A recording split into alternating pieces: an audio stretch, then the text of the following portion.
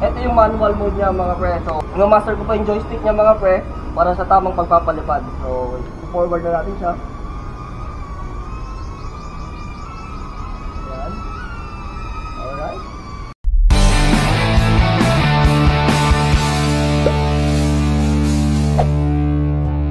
So yun, what's up mga pre?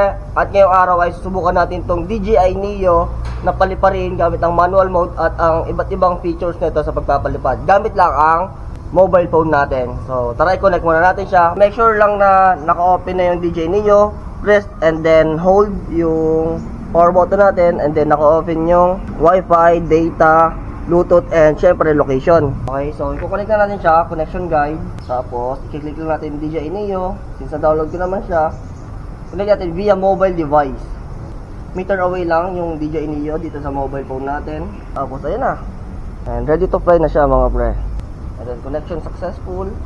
And lalabas dyan yung choosing a suitable flight environment. So bibigyan ka ng reminders dito sa mga tamang pagpapalipad at tamang lugar sa pagpapalipad. So meron dito follow, drone, circle, rocket, spotlight, and direction track. So kapag nakatapat natin yan, nakatapat natin yung drone, ganyan, manual control natin siya. Ganyan lang lalabas. Tapos pwede mo siyang gawing landscape kung gusto mo, yung control mo sa landscape kung mas sanay mo dyan. So kapag ilaland mo siya, click mo itong take off, and sa palm mo dapat diretso at hindi naka-close, diretso lang siya. So hold mo lang yung take off. Ganyan. Take off. Ganyan siya. Kapag mamamagano natin, walang to. Ayan, ito lang ang bukso. And ito yung move ng taas, baba, and yan. Move doon sa camera. And taas natin. Baba natin.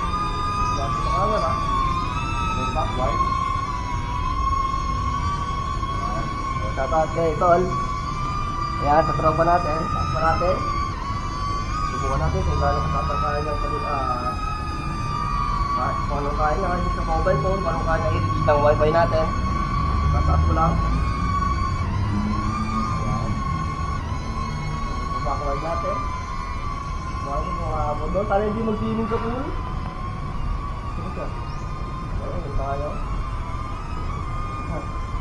Nakita nyo nga, ito yung manual mode natin mga pre, no? Wala tong obstacle avoidance mga pre, kaya make sure secure nyo yung